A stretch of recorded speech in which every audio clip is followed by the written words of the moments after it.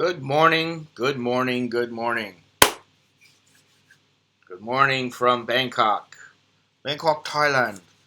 I'm coming to you today from Bangkok, Thailand. Woke up very thirsty.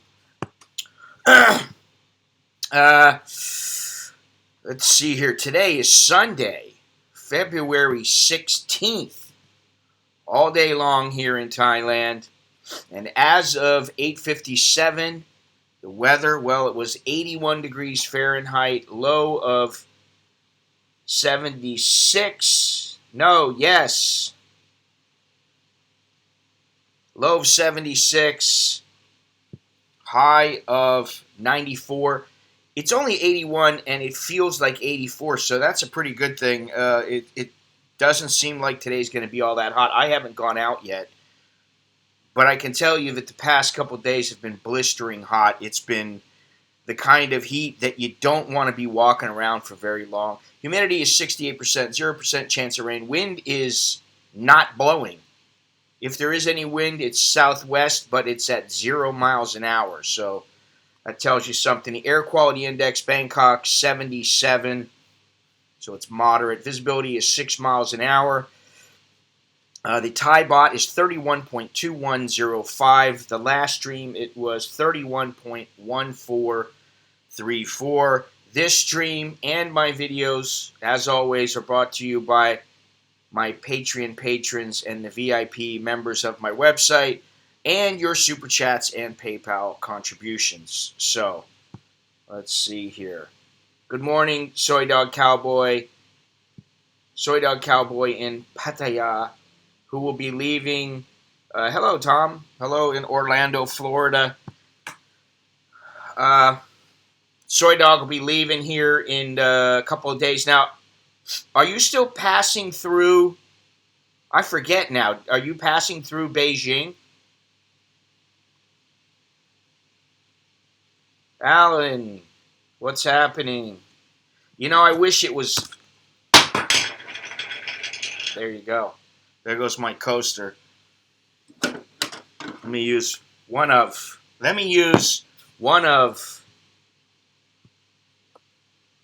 these American in Bangkok coasters. Thank you, Mr. Dre. The water is good. I've been thinking about, and my kids have actually said, we'd rather be in cold weather. And then I'm like, yeah, okay, wait until you have to shovel the snow to get your car out or go somewhere, or it's tough to walk somewhere, or you're freezing your... Every time you go somewhere, it's a major ordeal to get bundled up, to make sure that when you go out, you're nice and cozy. But, you know, they don't really know any better. I think sometimes there's, you know, it's just about being in the right place at the right time. Taipei. Okay, well, that's better. Definitely. I forgot, to tell you the truth. There are parts of Alaska, there are times in Alaska when Alaska's fine. But then there are some times, like when it was, you know, minus 20 degrees. But I've been to Alaska a couple times. And beautiful place. I like it. I dare say if I had ample funds, I could live there. I like the vastness of the country. Of the city, or the state, rather. Sorry. And I just like you just feel free. You know, it's a different place.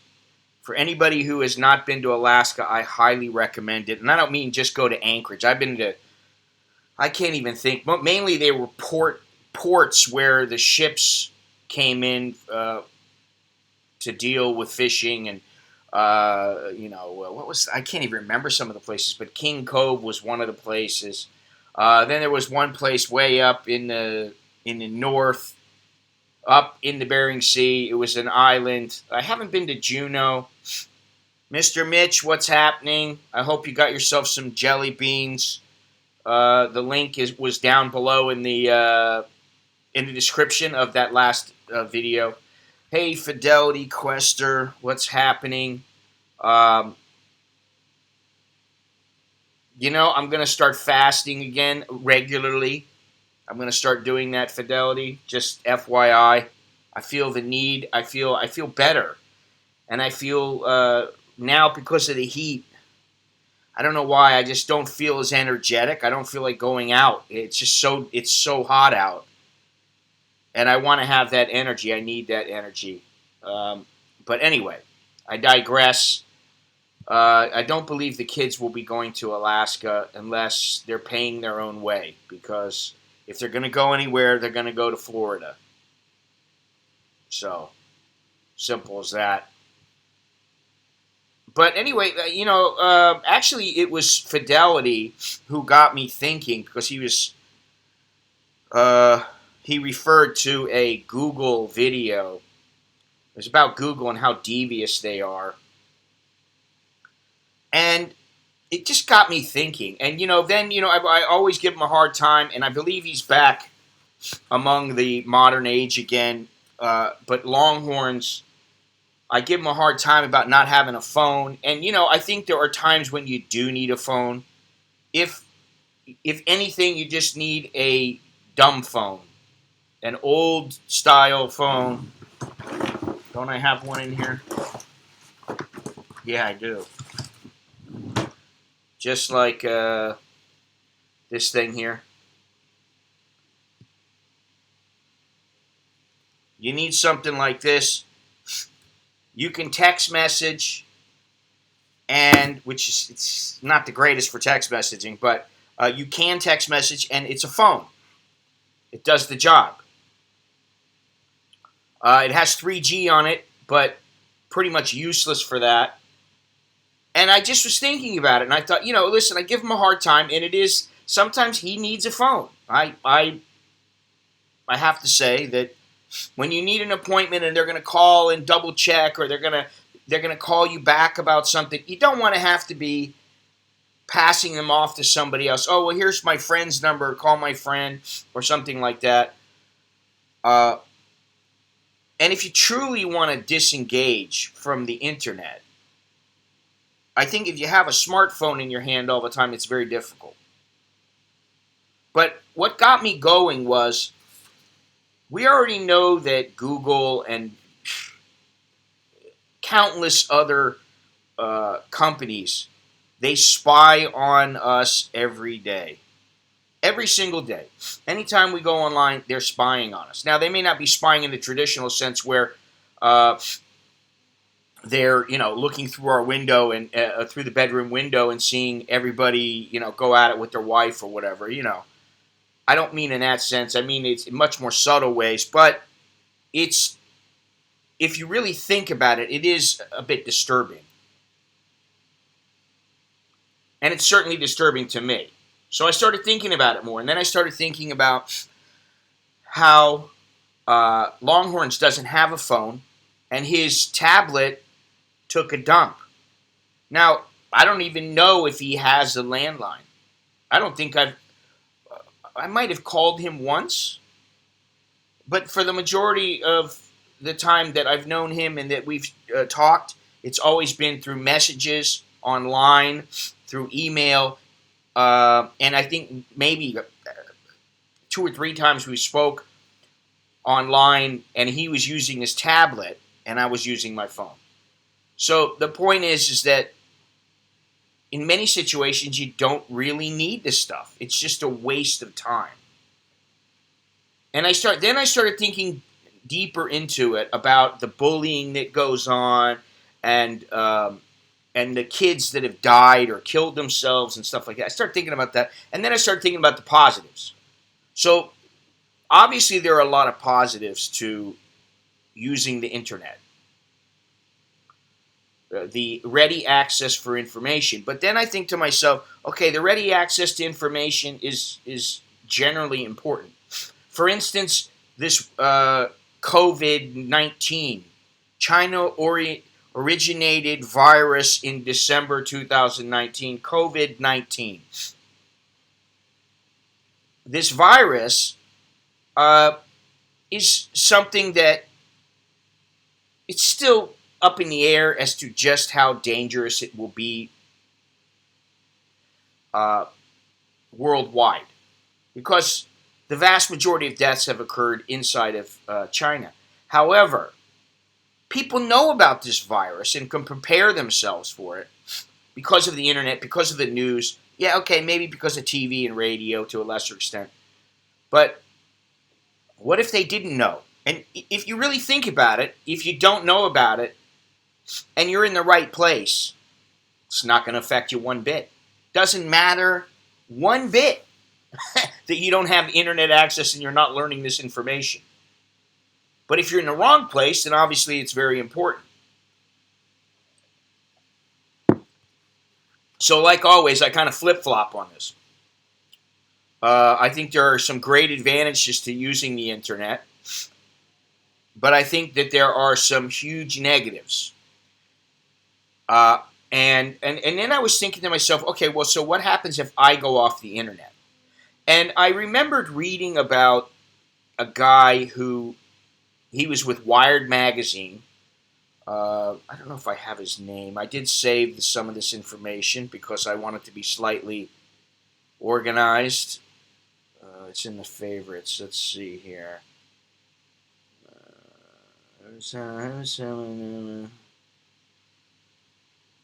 Okay. My social stream? I don't know. Jono was sending me a message. Jono, why aren't you taking part in this stream instead of watching my other streams? You can watch the other streams later and come on now. Whatever. Anyway, let me see something here. Here we go. His name was Evan Ratliff. And he went on and started some other website. I can't remember what the name of it. I think it's Atavist, I think is the name of it. Would have brought up that shit where you can sign into Los. Yeah.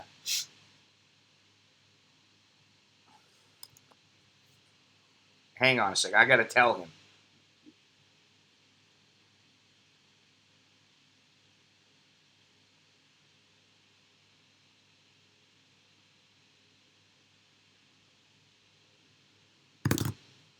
Okay, so his name was Evan Ratliff, and he tried to vanish I guess it was for a month. I'm not going to go through here, but he tried to vanish for a month. Okay, and he couldn't do it. And then I found a bunch of other sites where there were a number of people who tried to get off the internet for 3 days, 5 days, a month, not to disappear, completely disappear to where nobody knew where they were, like this Evan Ratliff tried to do. Jono, what's happening? You made it. But he tried to completely disappear from, basically from the world. And he worked for Wired magazine. The article is still there. In fact, I'll put the link in so you guys... Well, it wasn't even so much about getting off the grid. It was just basically getting off the online grid. You know, if somebody was to see him in real life, I mean, that kind of stuff happens. You bump into somebody you haven't seen in a while. Okay, I could understand that. But he was trying to get offline to where people couldn't find him, and, you know, like, he worked for Wired magazine. They offered a $5,000 bounty, $3,000 of which would come out of, out of his own pocket, to anyone who could locate me between August 15th and September 15th, say the password fluke, and take my picture. Nicholas Thompson, my editor, would have complete access to information that a private investigator hired to find me might uncover. My real bank account, credit card, phone records, social networking accounts, and email. I'd give Thompson my friend's contact information so he could conduct interviews. He would parcel out my personal details online, available to whichever amateur or professional investigator chose to hunt for me. To add a layer of intrigue, Wire hired the puzzle creators at Lone Shark Games to help structure the contest. He had disguises, prepaid cell phones, gift cards. And I started thinking, I remembered that because I read that a while ago. And I started thinking about it. And, Jono just brought up how there are websites that are linked with each other. If I go to Weebly, Weebly is a website designed, it's website, online software. It's it's kind of like, Squarespace or Wix. It's one of those. And you create you have a website and you can, a URL, and you can create it and build it. And, that's something that many people have. They have stuff like this. And it says to you when you're going to log in, it says, do you want to use your Facebook? And I said the other day, I was talking the other day about how Luminar is a editing software, how they are sending information to Facebook. So a lot of places are interconnected. So if you're on one, you're on the other. And I started thinking to myself, could you ever really get off the internet and live without it? And can you ever really delete everything? And there are a couple of different websites and companies that deal with this, that they make it a point to delete things.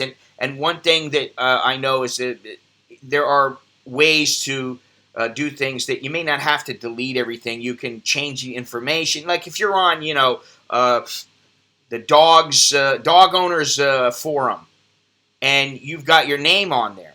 Well, you can, as long as you haven't posted any personal information in the forum, in the posts, you could always change your name to, Joe Smith or whatever.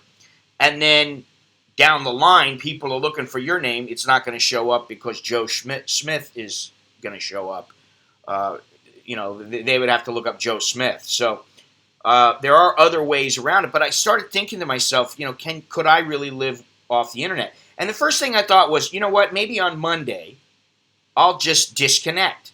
I'll set some things up on Facebook. I'll throw up a couple of videos that go up automatically, and I'll just disappear. And I wanted to do that for a while, and I thought, I have done it before, but I've basically just not communicated with people. And I thought, could I do that? And then I thought to myself, I'm waiting to get approved for something because it means that it's a method of payment and I have a couple $100 waiting for me.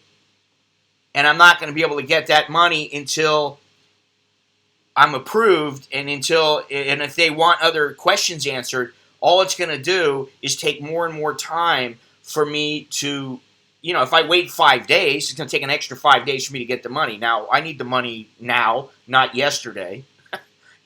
So I thought to myself, well, okay, I'll wait until that's done. I'll wait until I get this little financial deal done, and I'll figure out, are my bills going to be paid? Is this being automatically deducted and I have the money there? Okay. Is this going to be something that I'm going to have to think about? Is there a payment due that I can only pay online or that I usually pay online? How am I going to deal with it? It's like you're entrenched. You are entrenched already. That's the thing. So I thought to myself, could I really do it? Of course I can. Now, do I want to? It's a bit of work. And then I was thinking, so what is the benefit of doing that?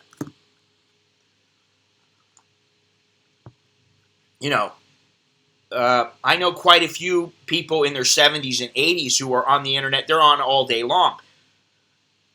For me, I looked up some of the negatives about, let's see here, about overuse of the internet. Now, I personally don't think I use it too much because a lot of times, although I may be on the computer, now getting off the computer is a completely different thing. Because you can turn off your internet, you can turn off the Wi-Fi, you can turn off the 4G, you can disconnect that way. But to get off the computer is a different thing because I'm usually editing something or writing something. But I started looking up some of the negatives because I was like, all right, we know that there are some negatives. She knows everything, like my son. Jono, that's not very nice.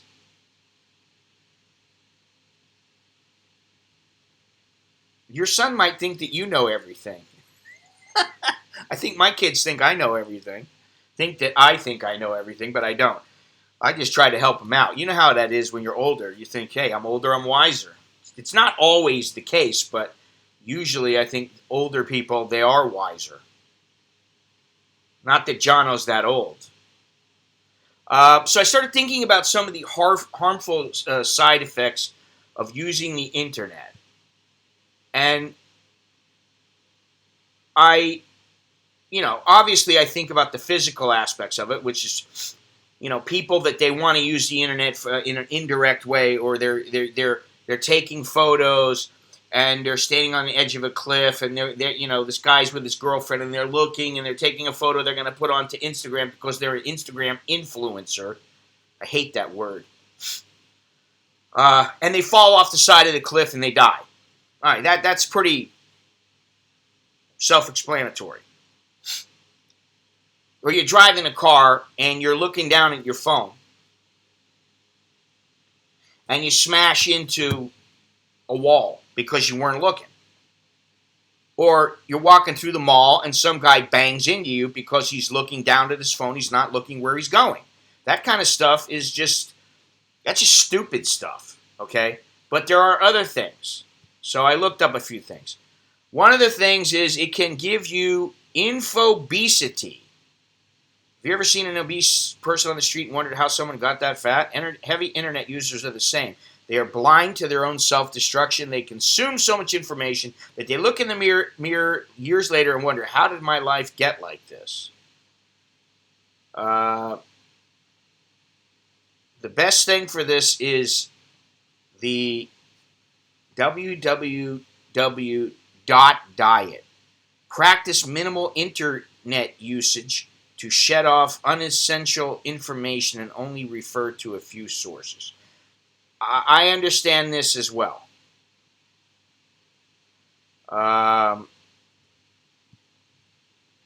Yeah, it clutters. Now, this is what I can relate to. It clutters. Number two, it clutters the mind and makes you think too much. There are times when, like I've said, I go to the mall. I've said this many times. I go to the mall and then I wonder, why did I go there? What's going on? I'm like, what's the deal? And usually that comes because I'm thinking about too many things. Now, that may not have everything to do with the internet, but it definitely has something to do with it. So, not being on the internet all the time,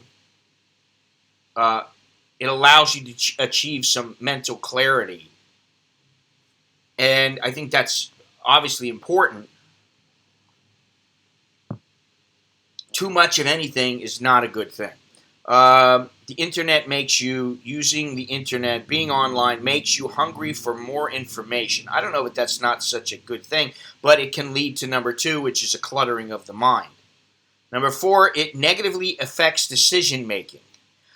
This is something that, if you think about how Google and Facebook influence or possibly influence elections, I'll put it that way, and how certain organizations may, if you lean left or right, they may decide to stifle your information, delete your information, or rate your information much lower. That's a negative. That's a negative in my book. You could apply this to anything. Wife watches a lot of Well, I mean, yeah, it is, and it's it's like it is an addiction. It will remove it. Number 5, it will remove the need for action. Internet addiction can make someone spend their whole life consuming rather than acting. Yeah, I guess. The internet tries to trick many people by leading them to believe they're achieving. They're achieving without doing anything. There is no task, no end goal, just a false sense. Well, that's kind of like video games. You think, I got to level 10. I got to level 10. I'm the champion. Yeah, big deal. What does it do? It kills time. It absolutely, you do nothing. It achieves absolutely nothing. Nothing worthwhile. Now, that's an opinion, I guess. But, so it lowers your focus. That's another thing. You're not as focused if you're constantly on the internet and you're trying. I mean, right now I have 1, 2, 3, 4, 5, 6, 7, 8, 9 windows open. Okay? Ask a person under 30, they lose their wallet or portion of their phone. They say, oh, yeah, they don't want to lose their phone. You know that. There's no way. And I've often told this story of my wife, who I believe it was an iPhone 4 or something. She had something. It was the iPhone 4 or iPhone 5. I think it was the 4. And she had just bought it. She's like, oh, I got the phone. She starts using it, and she just goes, I don't understand this thing. She's like, I can't use this thing. Now, this is years ago. I can't use this thing. I don't know how to use this. I just want a phone. And she was like, you want it? And I'm like, yeah. She's like, you got to pay me for it. I'm like, what? I'm like, you don't want it? And you don't want to give it to me? She's like, no. I want to get my money back. You want it? Pay me for it. So I had to pay her back. And at the time, it was like $30,000 baht. It was crazy. I mean, And it took me a while to pay her back, but I did. But I had that phone, and then, now she's on the phone, and she knows things I don't know. She just sends me, little video clips and all kinds of stuff, and she's still not as in touch as with many people, but she uses it for business all the time. And that's the difficulty, because even for somebody like me, obviously I use it for YouTube. Now, I've said it before, and I'm not exaggerating. And this is how I think about if I was to disengage and I didn't need the money from, say, YouTube or from photography or from, whatever it is from that emanates online. With YouTube, to me, I think it's useful if you want to use it as a platform for something. If you want to spread your brand, you want to further your brand, you want to grow your brand. But for the average person, I think it's kind of a rabbit hole. And one thing that I've noticed, and I did it, and I just went, you know what, I can't do this anymore, is I see that there's some videos showing in Facebook, and I start watching. I'll watch one, and then I'll go, oh, here's another. Oh, this is pretty cool. Next thing you know, I've been sitting there 15 minutes, and I'm like, you know what, I got to get off of here. And I can't stand Facebook. I can't stand Facebook. I can't stand Instagram. I can't stand any of them. They all irritate the hell out of me. And I really don't want to be on them. And YouTube, I think if I was to rethink things and redo things, if you've ever seen the Primitive Survival or Primitive something or other, it's an Australian guy. He's on YouTube. And he's already got, 11 million subscribers or something. It's not like I'm trying to help him out for any other reason than I'm trying to make a point here. But he doesn't do videos but like once a month. Now, he's got some really interesting videos, and they're well thought out. And he's not just sitting there and talking. In fact, he doesn't say a word. extremely interesting channel. But he only comes out like once a month. Now, if I was to be on YouTube and I really didn't care about pushing the number of subscribers, which it doesn't really work. Subscribers are going to come if they're going to come. They're going to leave if they're going to leave. You either got it or you don't. Your MySpace. Oh, man.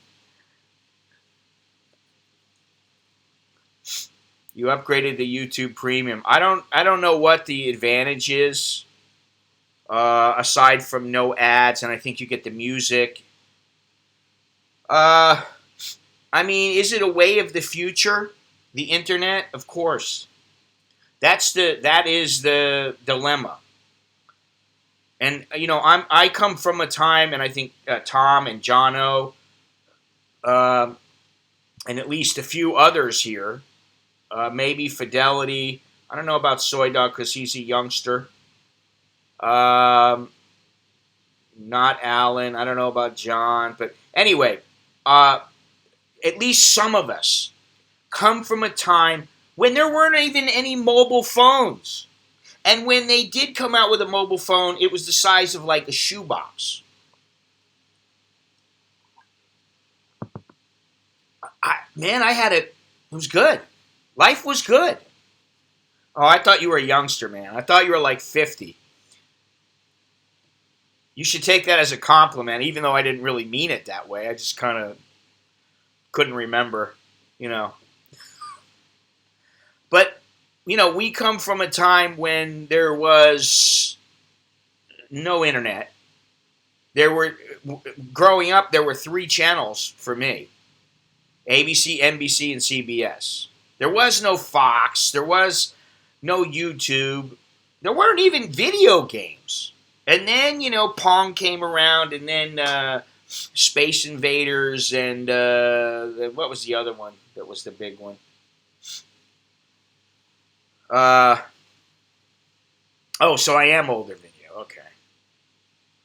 I had the original Pong also. I used to play it with my father, and we were very competitive. He and I used to play that game. He just thought it was the coolest game, and I thought it was a cool game. And I still remember it. And, you know, so the point is, yeah, it was a little bit of a pain. You know, if you really wanted to get a hold of somebody, a PacMan. Yeah, PacMan. Space Invaders and PacMan. Those were the big games. I hate to take you youngsters on a trip down memory lane. This is far before, I'm talking about before Nintendo was around, and then and Asteroids, and then you started getting the games and Nintendo and all this other stuff. Then they started coming out. I don't know, did Nintendo make Pong? I don't remember who made Pong.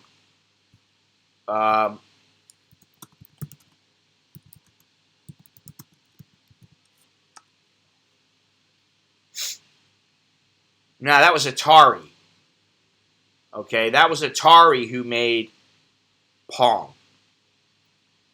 Right. But we did have that game. And, you know, we had the old TV. We had... Listen, I still remember, you know, my mother and father having the huge cabinet. And in it was a television set that they rarely used because they didn't watch much TV in the living room. And then you pulled open the top, and there was a record player. You know, that's the time I'm talking about. But so it's definitely possible to live without it. But in this time, I don't know. Like, I'll tell you something. I don't know how it is to. I know I can go and buy an Air Asia ticket with cash. I don't know if I could go buy a Thai Airways ticket with cash, or, say, a Delta Airlines flight with cash. Maybe in Thailand I can, but I don't know about the U.S. And also, what if I say I don't have a phone number? Okay, I can use an online number. I have an online number in Florida. It makes it easy. If there's a problem, I can be called, and it's a local number from my parents. Yeah, I mean, I still remember going to a store and grabbing $5 in dimes because I needed to make uh, a long distance phone call or something, and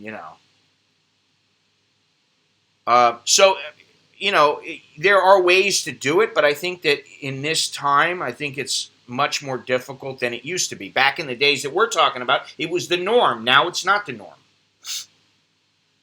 and that's where we're at. But I'm going to try to set it up to where I can go offline for at least 3 days, preferably 5 days, just completely offline. I won't use this phone. I'll use this one. Does the battery still work? The battery on this thing lasts forever.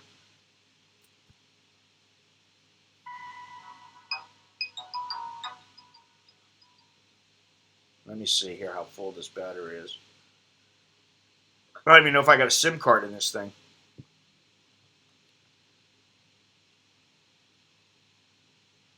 No, there's no SIM card in it, but it's full. Completely full. But, rat them out. Huh? But I would like to see if I can do that. And I could set it up to where I put a video up. It really wouldn't affect anybody online as far as, hey, where did he go? He's not doing videos anymore. Nobody would be like that, but really.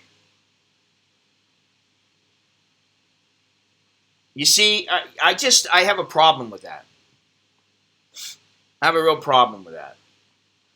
Because if you think about it, everything is set up to where people they know where you are and what you're doing.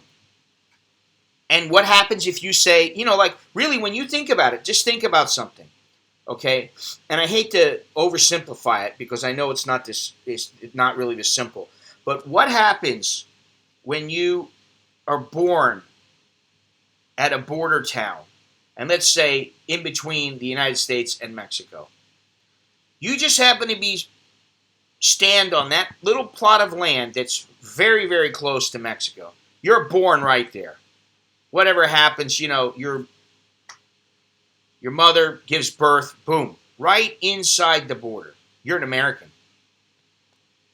On the other side, you get born, you're Mexican. So obviously you have different rights. Now, I'm not saying that we should just abolish all borders, because I don't think that we should. Because I think that, for better or worse, we are still, in effect, our own tribes. Now, we may mesh with other tribes and become part of their tribes. But, that's how it works. I didn't make this up. I didn't make the rules up here. It's just how we are. People relate to each other, and they sometimes don't relate to other cultures. So anyway, that's not the point, though. The point is, if you were born on the other plot of land, things would be different for you. So really, when you think about it, just because your clan says you need to do something this way, you are subject to those rules. You didn't ask to be born there. I didn't ask to be born in the United States. I'm thankful I am, of course, but I didn't ask to be born there. I didn't, obviously I didn't have much say in the matter. So when you think about it, I mean, all right, I know listen, you want to fly, you're going to have to abide by the place that where you are, they have certain guidelines, certain laws, certain rules. You must follow those. And if you don't like them, you don't fly. Okay. All right, so now what do? I take a boat across the ocean. Maybe they have... So it's all set up now to where it's not like, if you ever look at the Old West, any movies on the Old West, or you read about it at all, and you see these guys, we're talking about in like the 1870s. Guy's out in Virginia, shoots a couple people, kills them. He leaves. He goes somewhere else. Maybe he changes his name. They didn't have a computer system. It wasn't like they were going to find him. Now, maybe he was justified in shooting him, and he just didn't feel like going through the courts, or he thought he was going to get a raw deal or whatever it was. He just left, moved, boom. End of story. Now, he may never kill another person in his life. You know, and people did that all the time back then. They're not doing it quite as much anymore. And so, you know, there's a big trade-off, and it's a complicated question. The answers are quite complicated. Yeah, I mean, one-way tickets in Asia are pretty simple to purchase. But, you know, you can buy a one-way ticket in Asia, and, like, if I wanted to buy a... Any witnesses? I don't know, Tom. How am I supposed to know that? But, you know, if you're here in Asia and you want to buy a one-way ticket to, say, Cambodia, 99% of the time, not going to have any problem at all. Now, if you're in Japan, you might have a problem. Especially if you don't have the right kind of visa at your destination. But in most countries in Asia, I've never had a problem buying a one-way ticket, ever. However, you buy a one-way ticket in the United States, a lot of times if you buy the ticket in the United States, it's as much or more than a round-trip ticket. So they discourage that. You know, they don't make it, nobody's making it easy. The big companies, they're out to make money. The bottom line, you know, if you ever remember what's the bottom line, to make money. I don't care what they say, they don't give a damn about you. They care as much as they need to continue getting the money from you. And that's about it. Now, I will say that I've seen this little video a couple of times now where this woman is sitting there, and apparently the man who was behind her started punching her seat. She leaned back, she reclined her chair, and then I guess they got served their meals, and so she put the seat up. When she was finished, she reclined the chair again. Now, the guy was in the back seat, the very back seat, so he can't recline his chair. He's stuck. He's there. But guess what? Too bad. A person is allowed, they have a reclining chair because you're allowed to recline the chair. So the guy started punching the back of her chair. So now, and then when she told the stewardess, or the, what do you call them now? Air host, what are they? Air hostesses? I don't even know what the, okay, well then why is he sitting in that chair? Find another chair. Ask to be moved. Make sure you know where you're going to sit when you're purchasing your ticket. I mean, why is it I always know where I'm sitting when I fly somewhere? Why is that? Is it because I'm so intelligent? No. It's because I know. I know there are certain seats that are better than others. And, you know, it was very easy. He could have moved somewhere if there was something else. I do the same thing, except I tell them in advance to lift the seat back. What do you mean to lift the seat back? See, if somebody's sitting behind me and they tell me to not recline my chair, I'm going to be like, what? Sorry, dude. Recline your chair. Oh, you can't recline your chair? What do you want me to say? You know, maybe she was uncomfortable. How about her? You know, this is the thing. Get over it. But the guy started punching with sky sluts. That's a good one. But anyway, he started punching her, apparently, because you can't see it. What you can see is him holding the chair, holding the seat. I don't know if it was to prevent her from reclining again, or from there was a lot of, it looked like there was turbulence and the chair was moving. She said that he had been punching her chair, and apparently he had been. And she told the waitress, the stewardess, and the stewardess offered the guy a rum or something. You want a rum? And she basically didn't do anything. So now the lady's suing them. Now, and she's suing the guy for assault because the guy was punching the back. I would say, dude, why don't you find another seat? I mean, what do you think I'm going to do? I'm going to back down because he's 6'10"? Oh, well, you're 6'10", so I just better not. No, I'm sorry. That's not how it works. I might get the shit kicked out of me. But, I wouldn't be rude about it.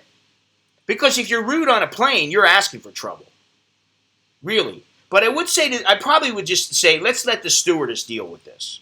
Why can't the stewardess ask somebody who's sitting, say, in a seat, the seat up by the exit? Why can't they let? No, I won't do as you say. Believe me. Believe me, I would do it. I would find a way. Well, you can help me. Be my guest. I don't really care if you're 6'10" or not. I mean, what does that have to do with the price of tea in China? Doesn't matter. That's your responsibility. That's the airline's responsibility, not mine. Yeah, if you're that tall, fly in business class or get into it. What I'm saying is go to an exit aisle. Go up there where they don't have any seats in front of them. I would probably go to the stewardess. I would be nice and say, listen, the chair's reclined for a reason.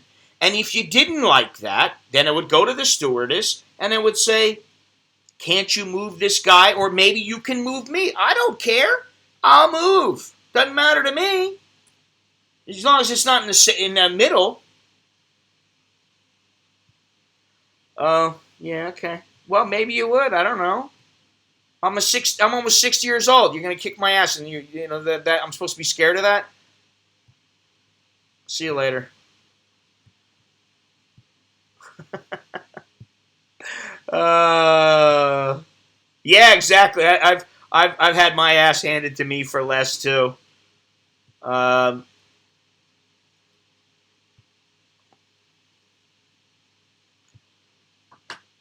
kick your ass too, Ian. Oh, God.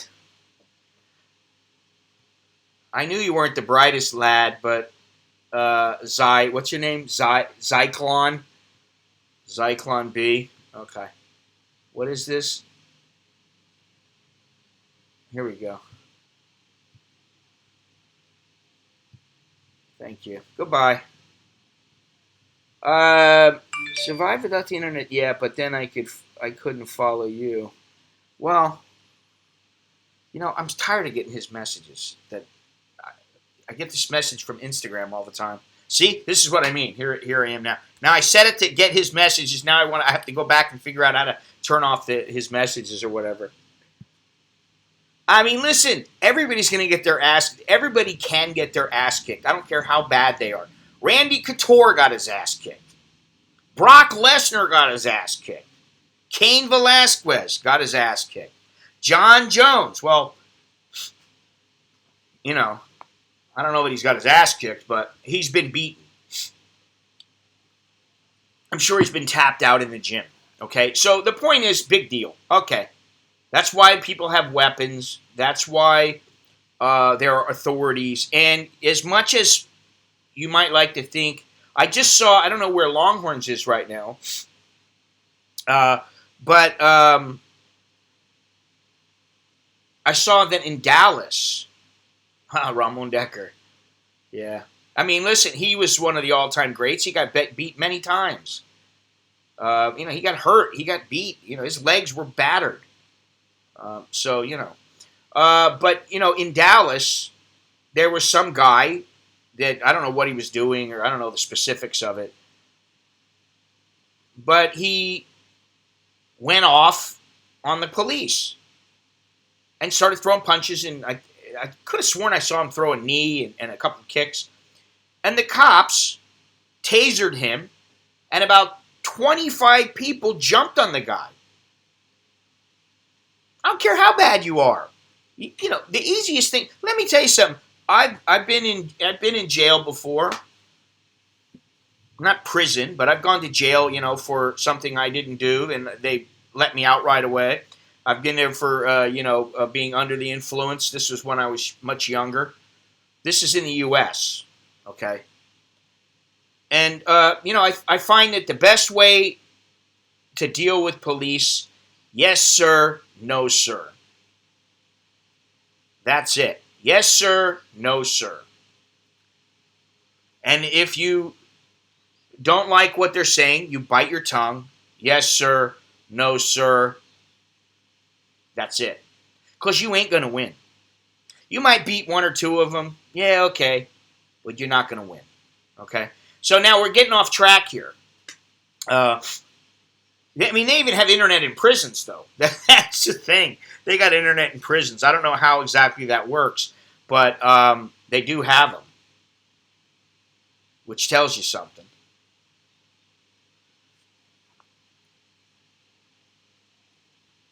You're in prison right now. You're in physical prison, but you're almost out, right? It won't be long now. Where's Gennaro at? Gennaro not making it in. What's happening, Gennaro?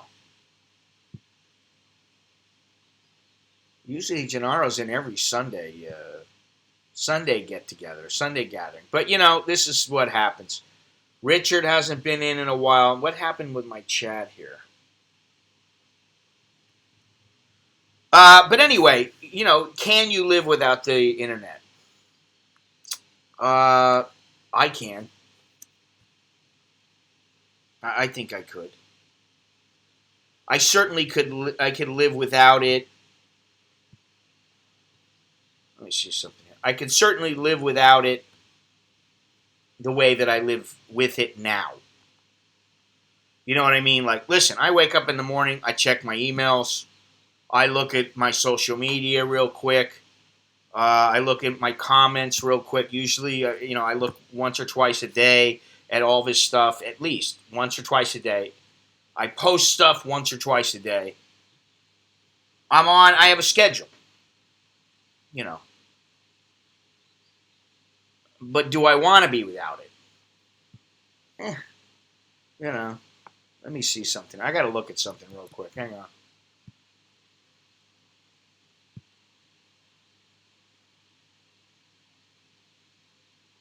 Let's see here.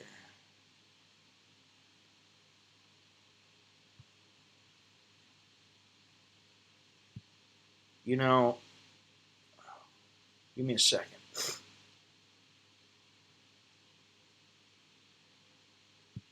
Oh, I wanted to tell everybody that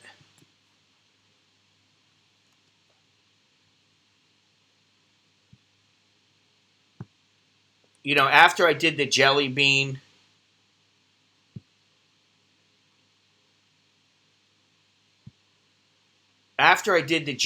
challenge the other day, there was some question as to whether or not it would be painful. There are 3 stages of eating spicy food. This is my breakdown of it. One is going in, which is, you're eating the stuff. You put it in your mouth, you're chewing it. 2 is when it hits your stomach and it settles there, does it give you cramps? Does it give you any pain or something like that? And 3 is the exit. So I wasn't all that worried about my mouth because I knew it was fine. I was a little worried about my stomach. I thought, maybe it'll be a little... There was no problem, really. And then I was a little bit worried about the exit. And honestly, there was nothing. I didn't even feel a thing. In fact, the spicy sauce was much spicier than the jelly beans when it comes to the exit. So now I think the thing that's left for me before I get back to I'm going off the track again is the 1 chip challenge. I'm going to have to look into that and get on that. When you get your mail in e-box, how could you go back to paper? I'm taking it that way.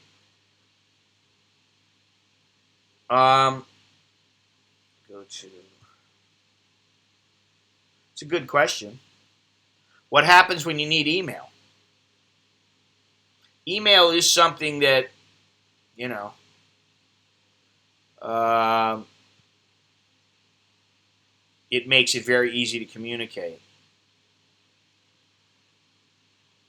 I'm trying to think, honestly, I'm trying to think. There was a time when I first came to Thailand when smartphones weren't so prevalent. People had cellular phones, and I remembered flip phones were still popular.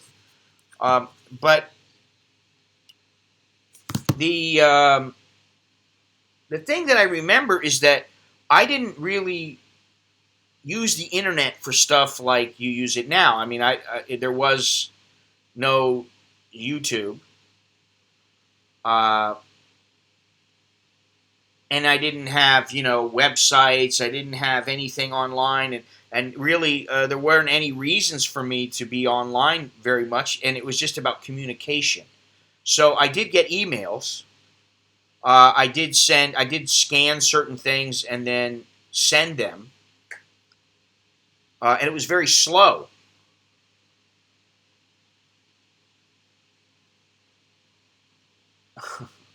Aren't you an Xboxer, 6'10" or not? If untrained, you could probably shut them down pretty quickly. I don't know. Uh, I'm in a different frame of mind than say a year or 2 or 5 years ago. Uh, I used to think that violence was something that at times could be useful and even necessary. Now I think really the only time it's necessary is when you have in a situation of self-defense. I don't really like violence, and I'm getting too old for this shit. I don't need to think about it, look at it. I don't even really watch boxing all that much. I mean, I watch some big fights, and that's about it. I don't watch all that much UFC anymore. I mean, once in a while I watch a good fight, but I'm not completely into it like I used to be, and into the violent aspect of it. And it just doesn't. I don't know what happened, but something changed. Paying bills would be a pain for me. Sitting down, writing checks, snail mail. Yeah, well, that's something. That is something that you have to think about. The internet has sent the retail industry into a tailspin. I don't know. Has the internet or has the virus done that? I know, but the internet has changed the way places do business. I mean, look what it's done to the news industry, the media. Look what it's done. It's completely changed the way that the media deals with everything.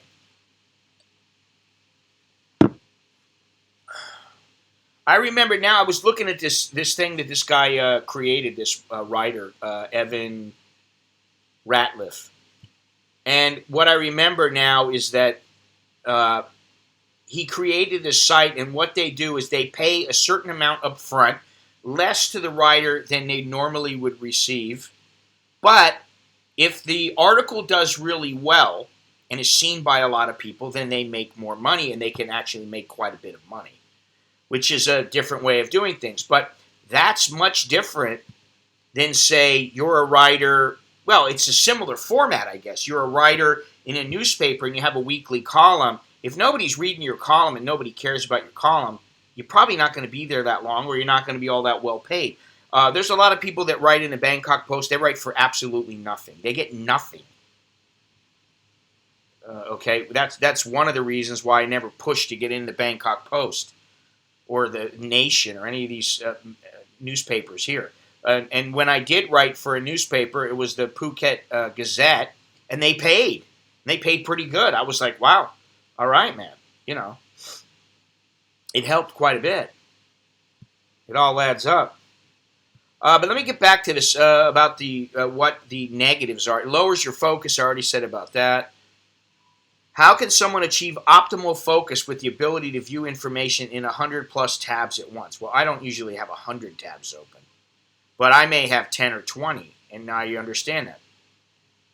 It makes people live life in partials. Having coffee with a friend while looking at social media, brushing teeth while looking at email, heck, even checking messages while watching a film are all incidents of living life in partials.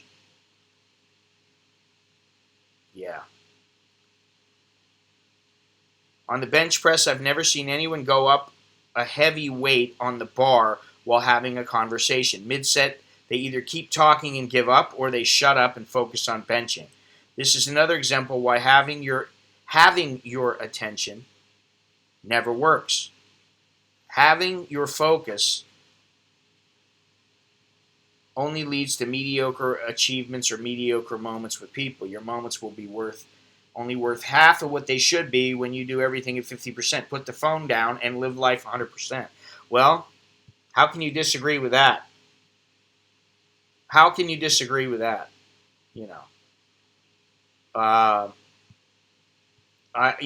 there are times when, not times, all the time, I think I do too many things.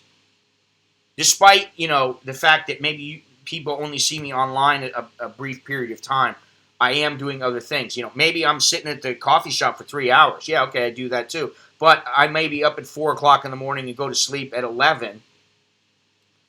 And I may be doing a lot of other things during those other times. But sometimes I think to myself, sometimes it's better than to try to multitask. It's better to sit and block out your time and give, 2 hours to this, 2 hours to that, an hour for this, an hour for that, and I think it works much better that way. And I'll tell you something, my wife's been having me do a little, it's a little honeydew project that she's having me work on. And I told her, well, I can do, an hour every once in a while. I can do an hour a couple times a week for you. Okay. And so I do the hour, but I do catch myself at times going, oh, I should be doing this. Or, should I get my phone? Maybe I need to check something. No, I need to focus. You know what I mean? So I do understand that I do believe in this concept of not spreading yourself too thin.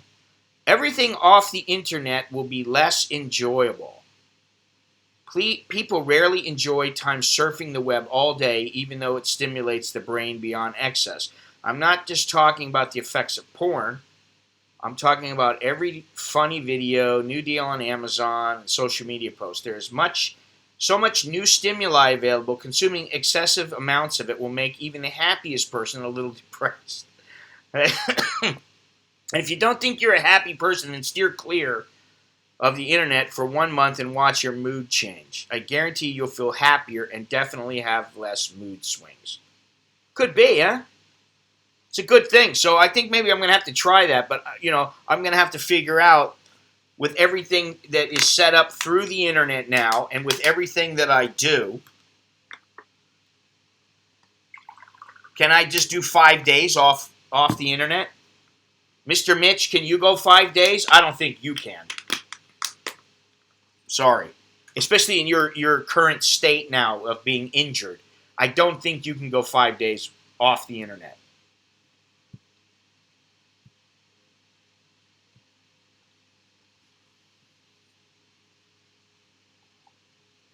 Correct me if I'm wrong. I'd like to know how many people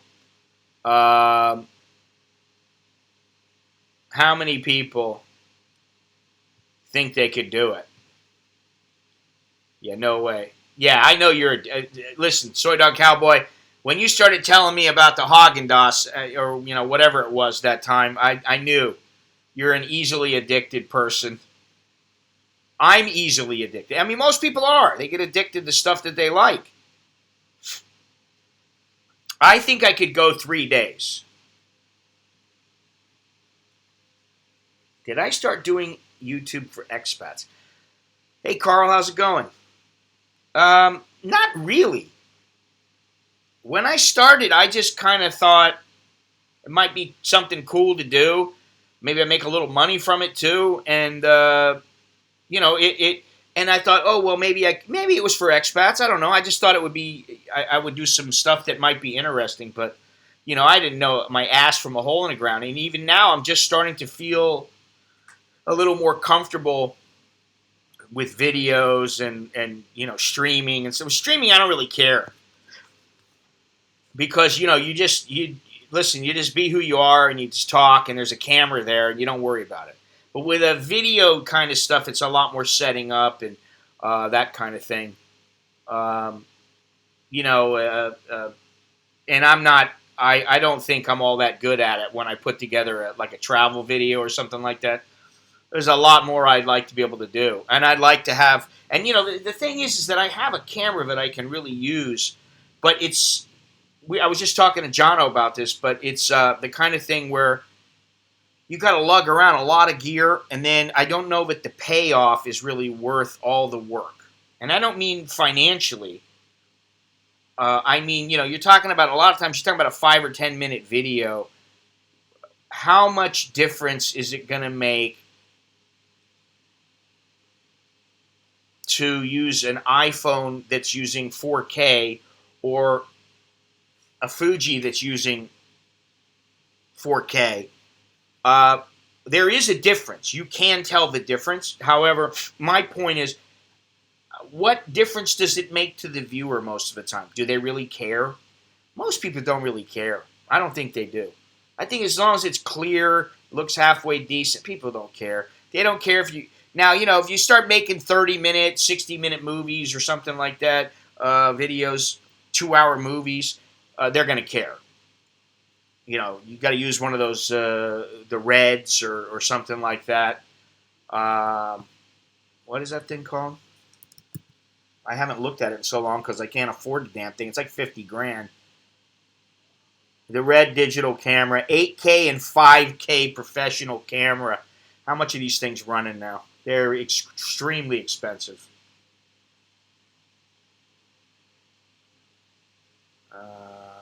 It doesn't, you know, usually they don't show the price right away. But their stuff is always phenomenal. The quality is usually really, really good. Let me see something here. Oh, they use that in The Irishman. So, you know, they're making full-on movies. Oh, yeah, here we go. Oh, okay. The Monstro 8K VV, 35.4 megapixel CMOS sensor, $54,500. So that's not the kind of thing that, you know, like I really need for YouTube. But even at the beginning, you know, the stuff that I used to make in the very beginning, the videos that I made in the very beginning compared to what they are now, there is a marked difference. Because in the old days, I was using an old, I think it was an iPhone 3. And there was no such thing as 4K, at least to the public. So now it's quite a bit different. I use internet to process credit card payments to my company. You see, that's what I mean, though. You want to get paid by certain places? Well, you're going to need to be online. Or, you know, you're going to have online access. Even if you're sitting in an office and you want somebody to run a card, that gets connected. It's connected to the credit card company. You're online. That is being online. If you're offline, it's not going to work. But it's not the same as using the internet, although like a website, if I get paid for a photo, I get paid online. You know, when I use Patreon, every month when I get paid from Patreon, that money goes into the bank. It gets transferred. And I don't use their system to automatically do it because it'll take like 5-6 days to get the money, and then it takes another couple days to get the money from PayPal. So I always just do it manually because you get it right then. You know, the first day you get the money. So then it takes 3 days as opposed to 7 days. You know. So yeah, I mean, the world is set up now to where you need some access to the internet. You don't always have to be on it. Yeah, authorize. Yeah, authorize.net. Isn't that what it is? I believe I've used them at some point. Okay. It removes internal motivation. People regularly go on the internet when bored. And see, this is another thing. Now, this I agree with. People get bored, they use the internet to take up their time. You know, and it's like the boob tube. People used to watch TV. They're bored. They just turn on the TV and lay on the sofa. You know, we don't even watch our TV all that much. Most of the time, yesterday the kids and the wife and her brother were watching a movie. What did they watch? Deadpool. I didn't feel like watching it. I'm like, listen, I'm tired. I'm going upstairs. We'll watch some Ray Donovan and fall asleep. And so that's what I did. Yeah, look at the way Grab... You see, this is the thing. A lot of times, look at the way Grab and the internet delivery has made simple food stalls here in Bangkok into online delivery restaurants. Yeah, I mean, well, that's very important for them. And it's also very important for the receiver if they want to receive the goods from that restaurant, the food from those restaurants, right? But what happens if you need a Grab and you don't have your phone? You don't have internet access. What are you going to do? You have to ask your buddy, can I use your phone? And my wife didn't used to have Grab on her phone, and she used to bug me. She didn't have the Grab app on her phone. So she used to go, will you call me a Grab? And I was like, then the guy's going to be calling me. He's going to be calling, where are you? I'll answer the phone for you. You know, that kind of thing. I'd be like, Jesus Christ, just put the app on your phone. Please, get the,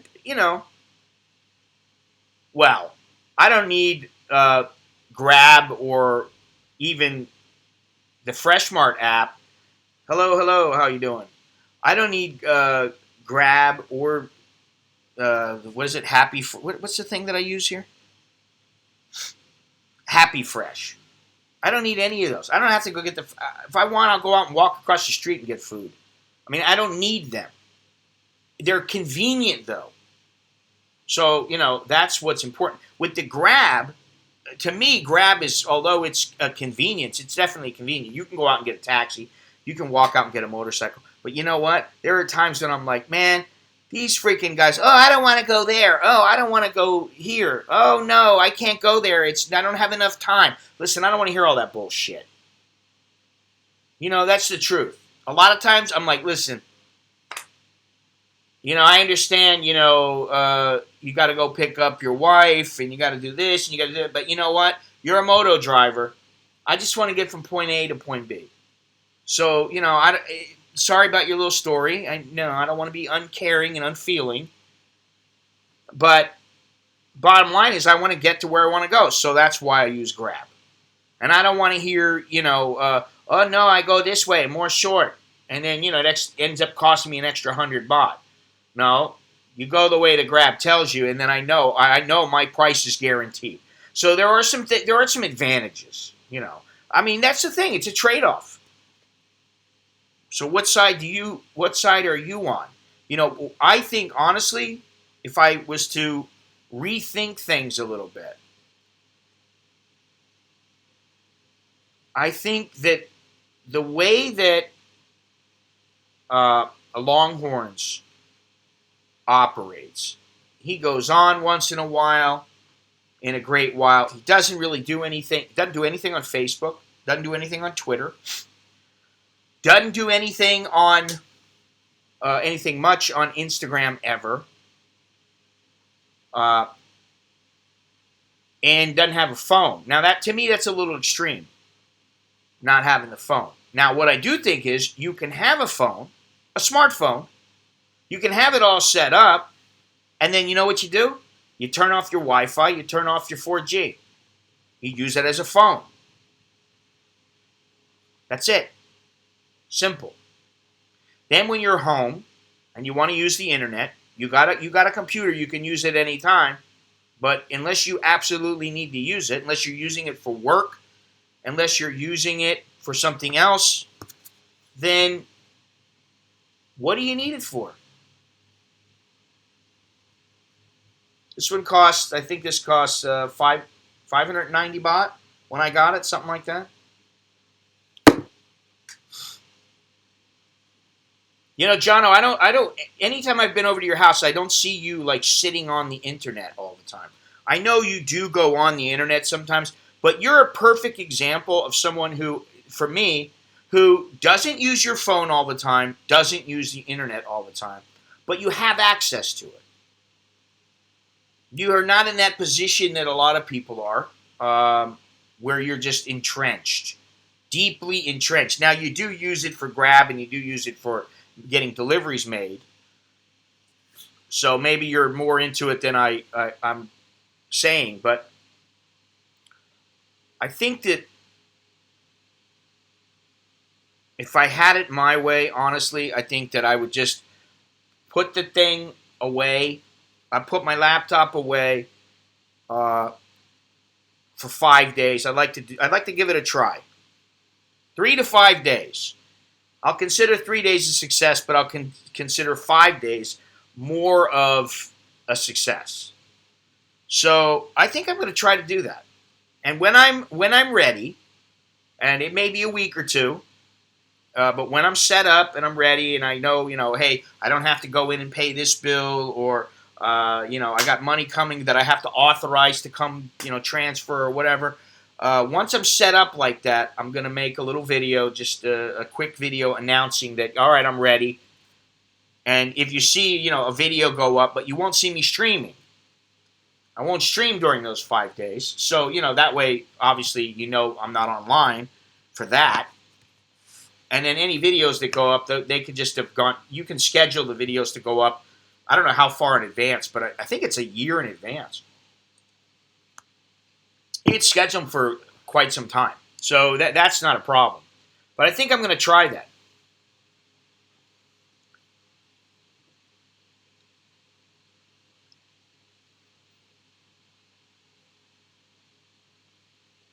Carl, you still there? I'm surprised to see you jump in here today. And now that I think about it, when I did start, my boxing gig had ended, and I was thinking to myself, should I go back and shoot boxing again? And I didn't really want to. And then I thought, what should I do? And then I saw something about the internet. About the YouTube and people putting up videos and stuff, and that you put them up, and then after a while you still keep making money from them. And I thought, oh, well, that's a good idea. I wonder if I can make a little bit of money to help pay the bills or whatever. I was in a different situation then. I didn't need the money as much, but once I started, it's just now it's I don't know how I would describe it. Is it a passion? I've come to the conclusion that passions come and go, and they come and go in cycles. There are times when I'm dying to go out and just photograph something. There are times when I actually think to myself, I really want to shoot a video of this. There are times when I'm like, I need to be writing, and I write. But then something happens and I go, like lately I've been thinking to myself, I just don't feel like going outside because it's too damn hot and humid. I just don't really feel like going out there for 4 or 5 hours and sweating my ass off and dealing with it.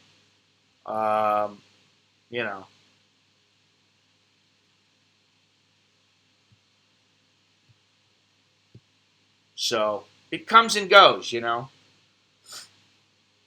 are times I'm really into stuff and times when I'm really not into it. But I do think that I'd like to try this. And I have to, maybe I'll do a blog on it or a vlog on it. I don't know. Where I make a list of all the things that I need to take care of in order to go offline. And then how I feel when I'm offline and what I'm going to do. Because I thought, oh, well, the first thing I thought was it'll give me more time to read and to write, which I like to do. I really like to read, and I do like to write. I don't always find it easy or pleasant at times, but I do like to. There's a difference between sitting down and writing something, a paragraph or two, for a blog. To me, there's a difference. There's a difference between sitting down and writing down a paragraph or two and maybe making a couple little changes to make it sound halfway decent, and sitting down and really writing something out and being creative and trying to make make the article something that you can't put down or whatever, you know. But the same thing goes with photography. You know, yesterday I went out and shot this bird. I've got this long lens, and I thought, you know, what am I going to shoot with this?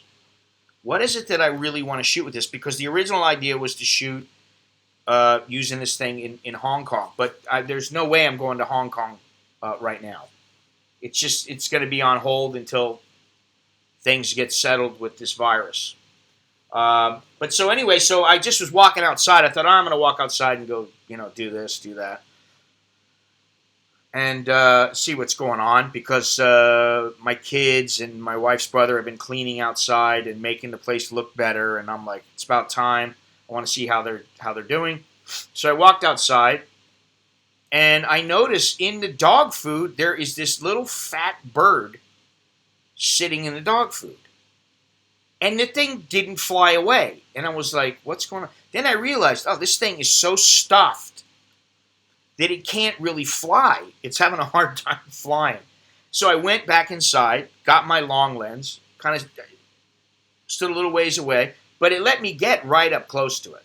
I mean, close enough to where the lens couldn't focus, because I was that close to it. I mean, I'm like a foot away from it. The thing's not flying away. So, you know, I start taking some photos of it.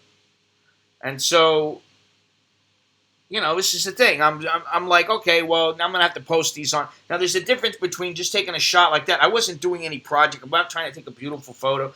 I thought to myself, if I can get a good shot of this, that'd be great. And I probably got a couple of different kind of shots, but like shots being used for what? A shot for Facebook? A shot for Instagram? Yeah, very easy. A shot to put in a magazine? No, it's not going to happen.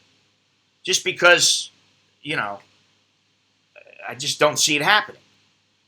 You know? So you can go online and just throw something up. You know, I mean, I've seen, how many times have you ever seen somebody who goes up, me with my cat, and the guy's sitting on his sofa with a cat, and it's like a 4-second clip of the guy sitting with his cat. That's the difference between making the effort and not making the effort. I guess that's what my point is. So anyway, I am gonna try to do this at some point. I have to figure it out when. What about you, Carl? Could you go offline and live without the internet for, say, a week or forever? I don't know if I could do it forever.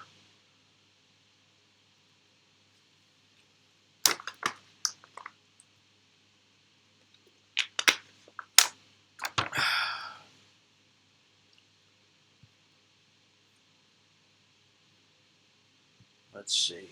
What is this?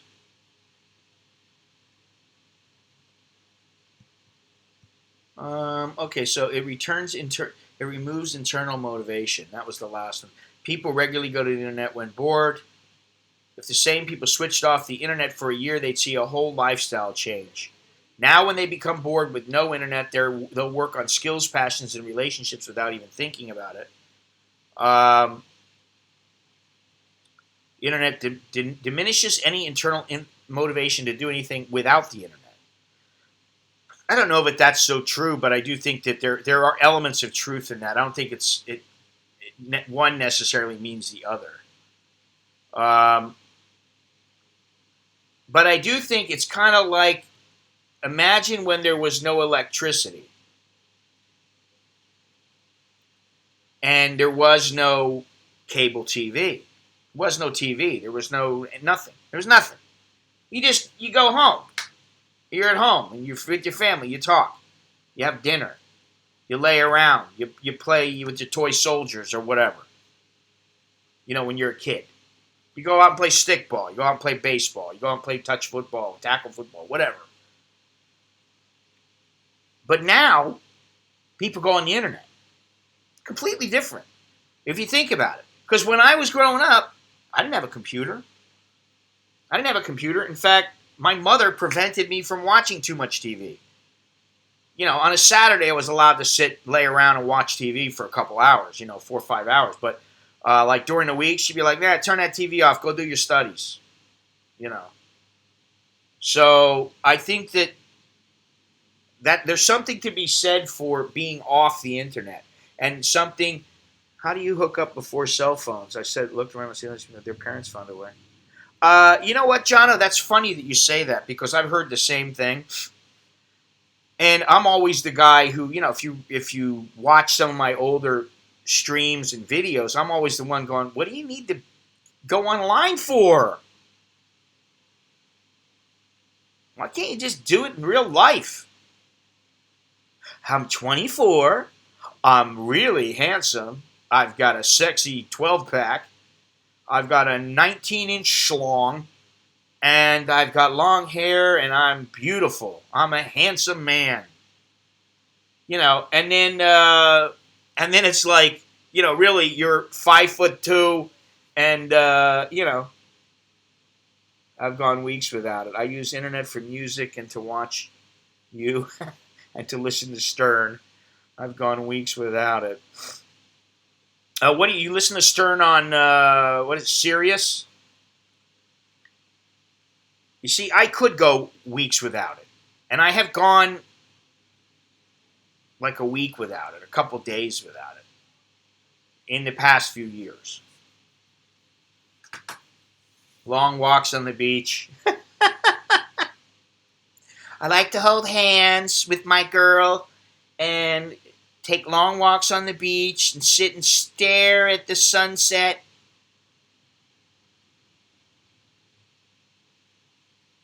Give me what are the pina colada? While we drink pina coladas together. Oh, yes.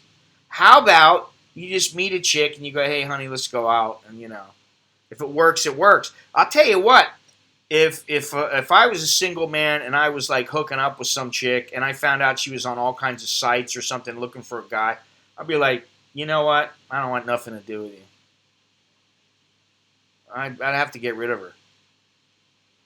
I mean, Jono, let me ask you something, because you're slightly older than me, but you're you're young at heart and you're a single man.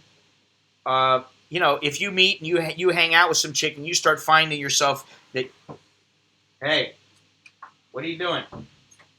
Who that? Are you leaving? I'm addicted to Spotify. My LP collection is simply a page in my history now. I told you should have sold those. Get rid of them. Get rid of them while you can. Either that or hang on to them and pass them on to somebody. I don't want to say your son, but pass them on to somebody. They might be worth some dough in the future. I'm not addicted to Spotify, but I'll tell you what, lately, now here's something I use Spotify, but I used to have all the music on my phone in iTunes. Now I don't like iTunes. I don't use iTunes. I think the only thing I have in there is I have a movie about the Congo. I think I have High Noon is in my iTunes from a long time ago. I got that movie, and for whatever reason, it's still in there. That's all I have in my iTunes now. I like Spotify, and I like Spotify because I find music and show it to my kids and say, what do you think about this? Hey, why don't you guys try to play this together? Hey, why don't you work on this? I like it to be my music source. But the good thing about Spotify, you can download everything and you don't need to be online. You can download the stuff to your phone. It's on your phone. You don't have to be connected to the internet to listen to Spotify. That's so you're not online. You got it from being online. But, So for me, that's a good thing. And Alex comes to me, Nicholas comes, have you ever heard of this group? Have you heard this song? Like, no, or whatever. And sometimes we'll sit there and we'll go over 3 or 4 songs, 5 songs, and then, they'll go eat dinner or whatever. But we do use it for that. So, I'm learning a new city. I use Google Maps all the time and YouTube for my music. Well, in Hong Kong, Google Maps was essential.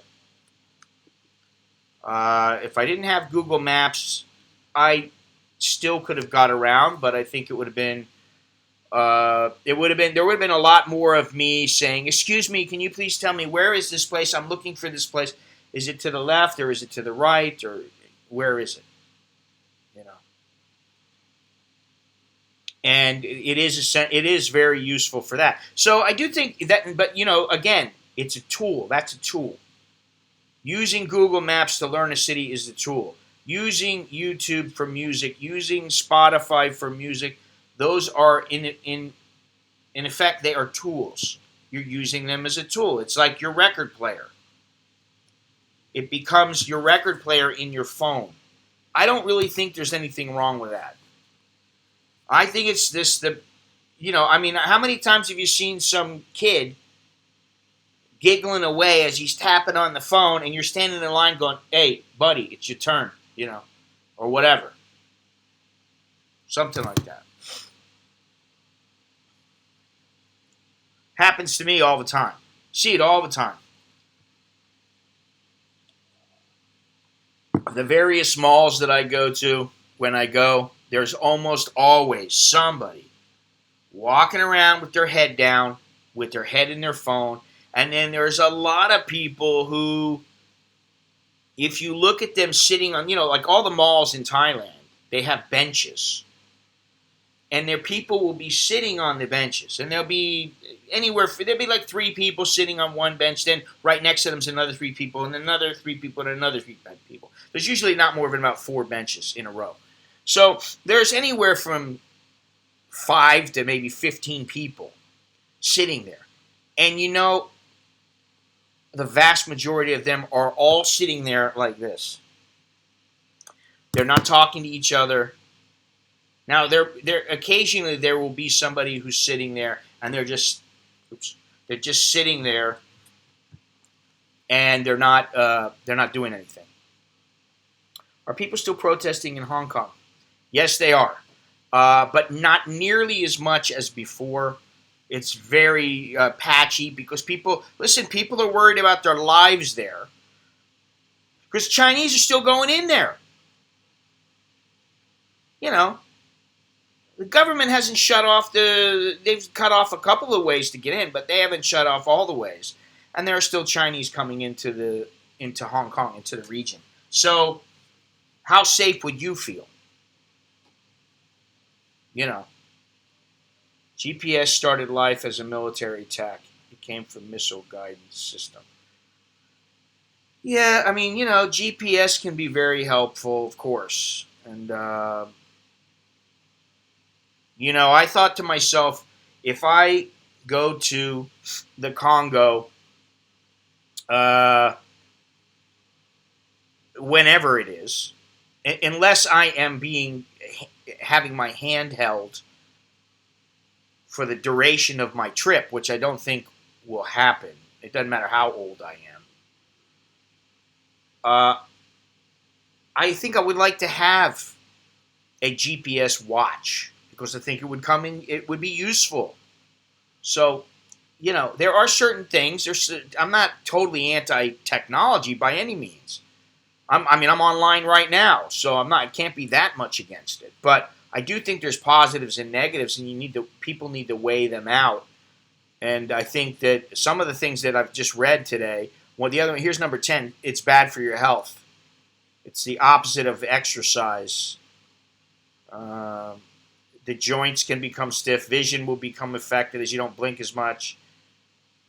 A lot of unused calories. Not moving the body for long periods of time. It's true. And my wife, she works at computers, doing business, with the hotels and stuff. And I tell her, you really need to get up like every 45 minutes. Get up and just stretch for a couple of minutes. It's good for you. When you're on the computer for say 3, 4, 5 hours at a time, you need to get up. You need to walk around. So these are other things. And I've been guilty of it. There comes a time when I just go, you know what? I'm done. I don't get too carried away most of the time. I just go, After about an hour and a half, 2 hours, I'm like, that's it. I'm done. When I was walking to meet you in Longhorns last week, a young man stepped into a sidewalk puddle, almost ate some sidewalk. Of course, he was glued to his phone. Yeah. You see? There was a day the other day where I saw a guy coming at me. He was a pretty big guy, too. He was a young guy. Young, goofy-looking, kid. He was very tall. And he's on his phone. Look at my phone. I got to look at my phone. And he was getting ready to walk into me, and I kind of made a little noise. Like, huh. And he just snapped to, and he walked around me. But I did think about, sticking the elbow out, or just kind of going like this, and putting my fist out in front of me, and just, oh, sorry. Yeah, my mistake. Yeah,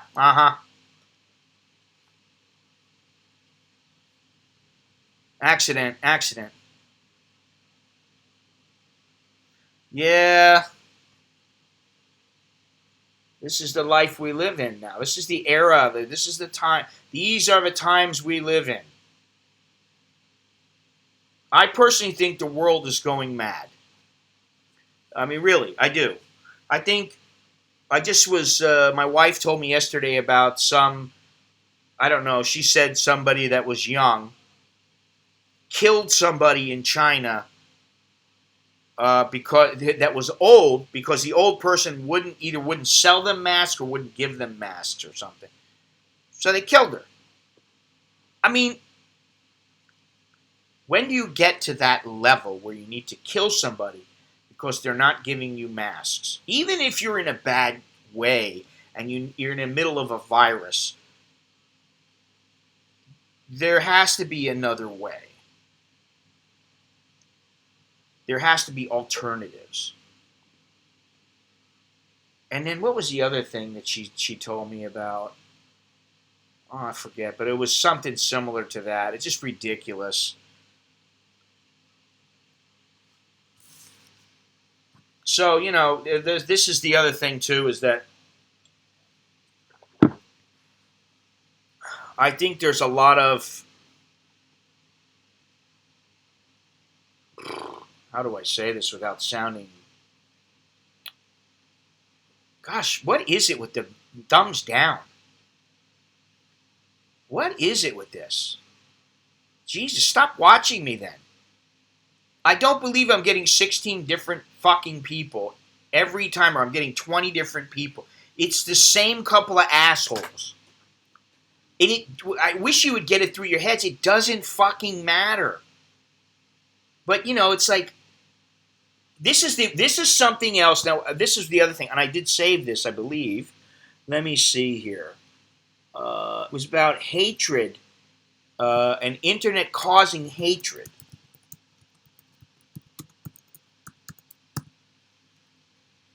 And that was what I was going to bring up. That's the only reason I'm bringing these up.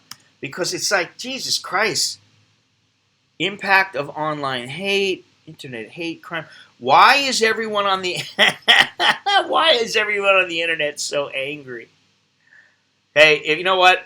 The thing is I can't be bothered by all this bullshit because supposedly, according to that website the other day, I'm only going to live another 7 years. I ain't got much time left, man. I got no time to be worrying about this thing.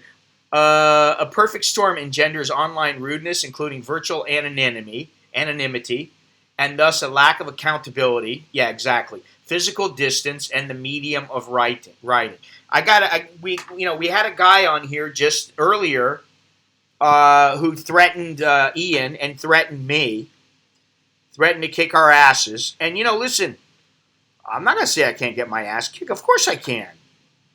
What am I, Superman? I'm an old guy now, and believe me, I'm older. I feel older than my age. So, I mean, it doesn't bother me that somebody says that kind of thing, but it's so strange. Here's another one. How trolls are ruining the internet. Online hate is poisoning your brain. So it says here, this is Online comments are extraordinarily aggressive without resolving anything. That's the thing. All this stuff doesn't resolve anything. So here's the other thing. Imagine you go off the internet. You just disappear. You leave. Now, you haven't disappeared from life. You might be doing the exact same thing that you were doing before. But all you have to do is disconnect. You just disconnect. Simple. Hate me or love me, either way you're thinking of me. Yeah. I just thumbs up. Well, thank you. Look at this, though. 22 thumbs down. Unbelievable. My God. So somebody, I have a feeling, some pinhead or set of pinheads has multiple accounts and are doing this. Because, earlier today, there's another one. Yeah, I mean, but when I was in Hong Kong, I had a couple that were over, that were like 150, 200, and then I had one that was like 310. So I'm bound to get more hatred. But when you see the thumbs down going up, like as you're, look at it right now, they're just going up and up and up and up. When that happens, there's not multiple people sitting all over the world that are going, I'm going to give them a thumbs down now at the exact same time. No. Or within seconds of each other. See, there's another one. No, what it is it's somebody who's got serious mental issues, or a series of people who they think they're intelligent and they're really idiots. They're fat old men sitting at home doing nothing. They have no purpose in life at all. Or who knows, maybe they're fat old women. I don't know. Or can you say in between? Who knows? I don't know.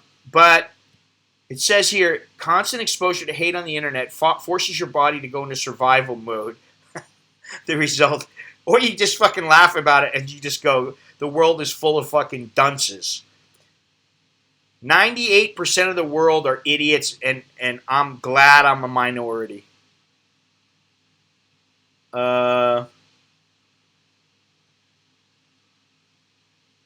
This one's talking about, racial stuff, which, what's the point of that?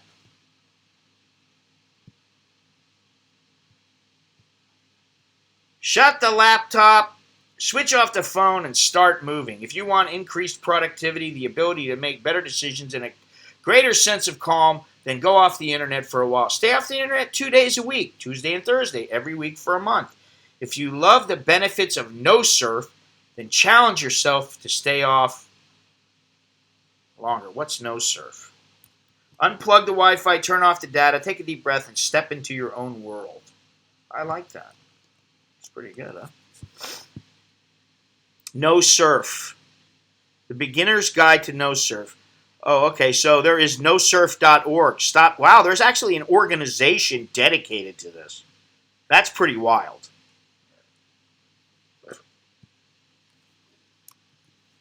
Oh, shit, that doesn't work.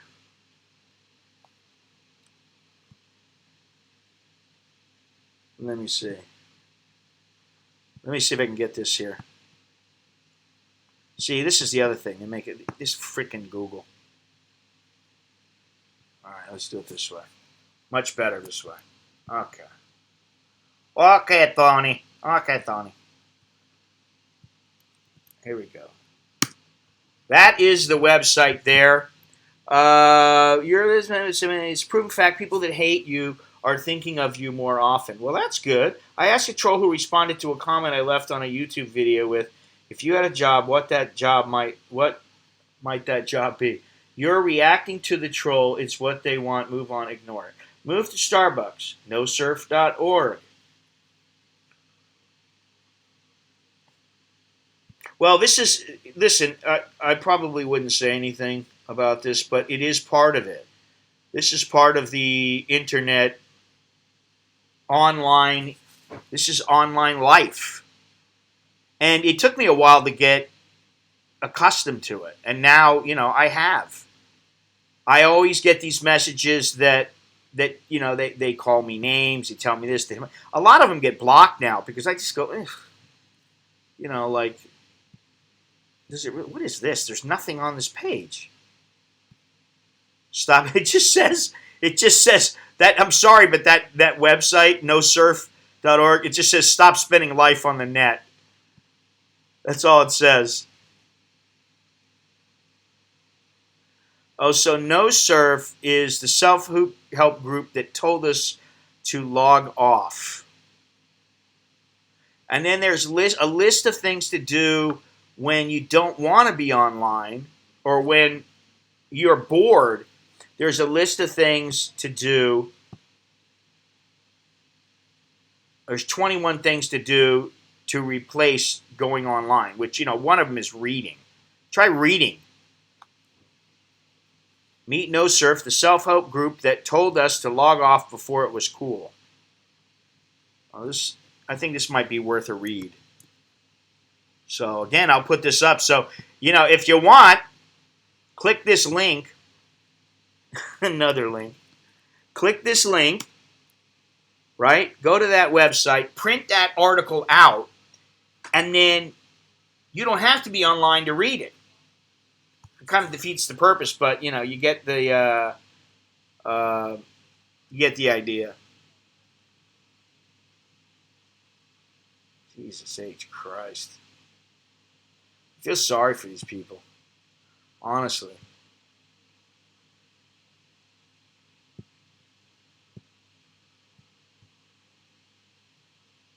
All right, well. So I think we got the point across.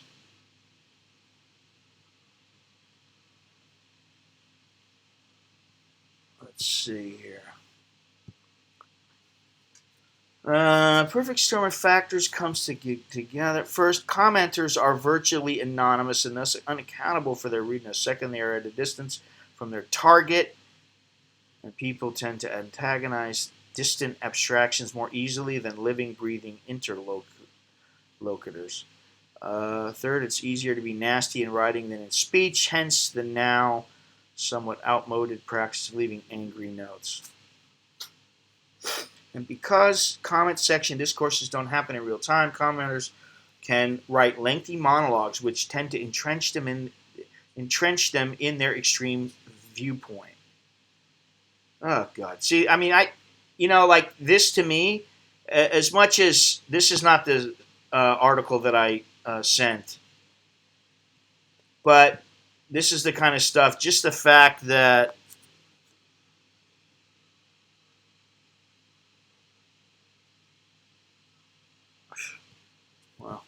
well, I think that one's a good article there. Anyway, there's some good information there. Useful information. Yeah. So I think we know life without the internet is different. It's difficult. I wish Longhorns was around here somewhere, because he lives off the internet more than anybody that I know.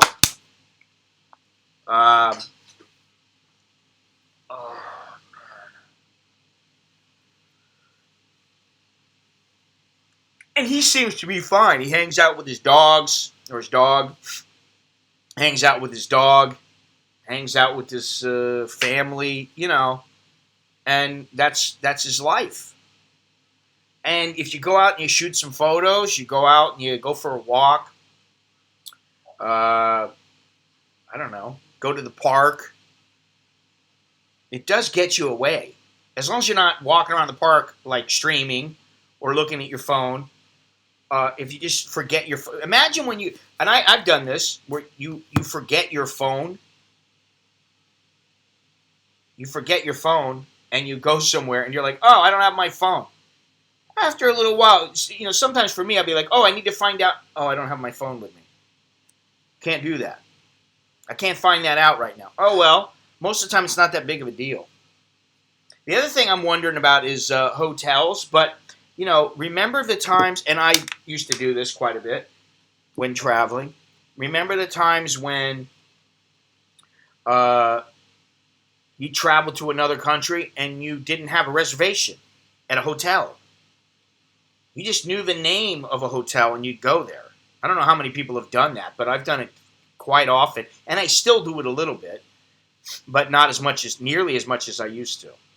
There was a time when I would just come to Thailand or go wherever I was going, Cambodia. I didn't have any reservation. Just walked into the place. I think it's a good idea, Jono. Jono, you are probably, of all the people that I know, you are someone who also is an example of someone who I think is quite moderate in their use of the internet and phone. Well, I don't know about the phone.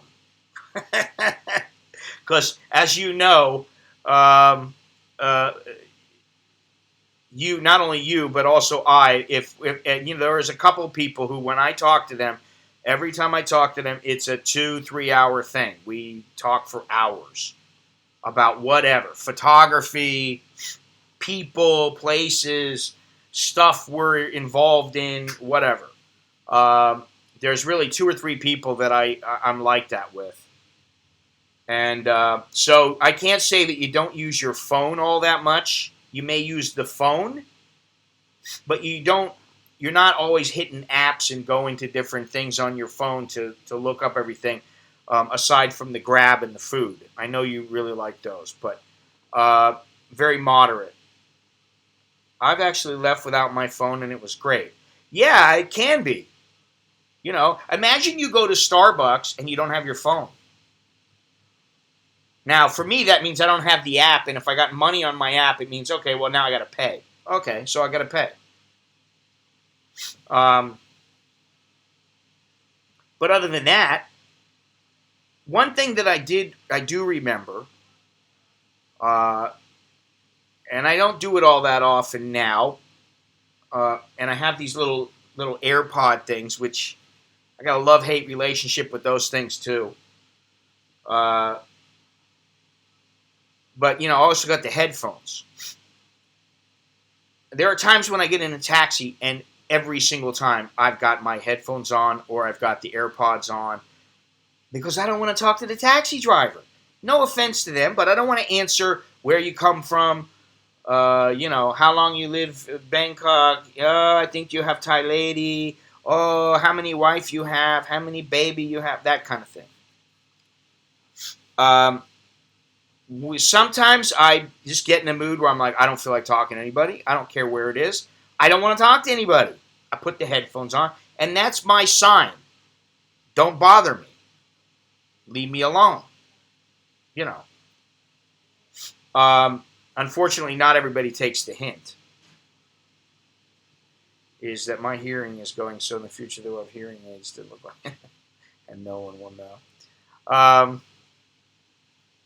But other than that, they disengage you. And so let's say that if you're sitting in Starbucks and you don't have your phone, you don't have your headphones, you're not listening to any music. Now you're sitting next to, let's say you're a young guy, you're a single guy. Well, you're not so caught up in, I gotta listen to my favorite song, and I'm gonna read I'm gonna read Yahoo, or I'm gonna read all about, whoever else, whatever else. And, right across from me, there's a lovely girl, and you're a single guy, you're young.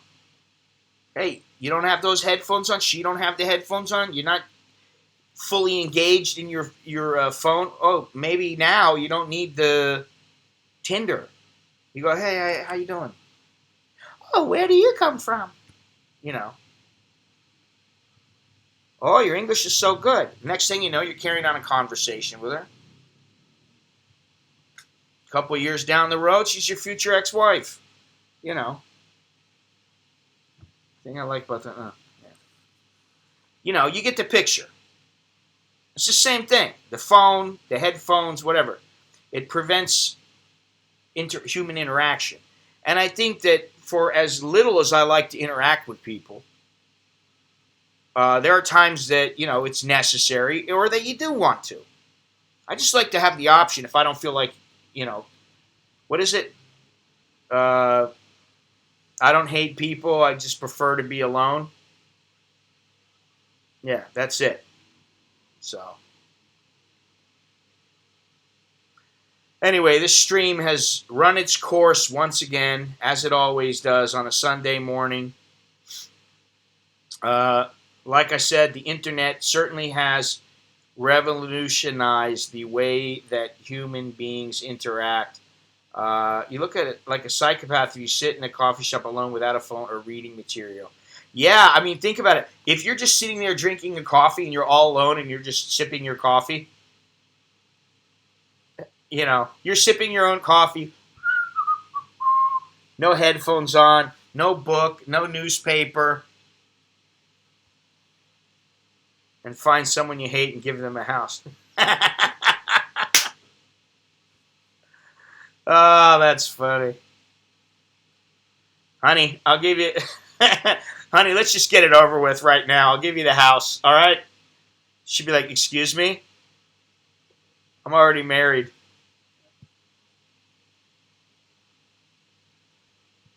Yeah. Listen, once you get older, sex is overrated. I hate to say that. When you're younger, it's all about that, You don't look like you don't have a friend in the world. You look like you don't have a friend in the world. I don't know. I mean, like, listen, I've been going to that particular Starbucks for long enough that those people working there, a lot of the people that are still the same, they've seen me meeting different people, some that are subscribers. They've seen my family go in there. They've seen my mother, my sister, her kids. I mean, so it's like I really see, Jono, the difference between you and me is you kind of think about, oh, what are they going to think about me? They think I look like a nutcase. I don't care if I look like a nutcase. I am a nutcase. So, now what? We've already established that. Can we move on? I understand. I don't look like... No, I meant I don't look like I have a friend in the world when I just sit there. Same with my Starbucks. Everybody there knows my name, even after a 6-month break. Yeah, it's like Cheers, Well, it's good that there are some good... Carl, it's good to see you again, even though you've probably been listening. Polska, I forgot about your little post here, but because I was commenting, I was talking. Back to Poland, Ukraine, and Belarus in March. I would like to go to the Ukraine. I would like to go to Poland. Belarus, but Ukraine and Poland, definitely. But right now, I'm still working on... I'd like to know if Hong Kong is going to happen at any time in the next couple of months, because right now, it's just completely on hold, which kind of sucks. Okay, Soy Dog, take it easy. Today's what? The 16th?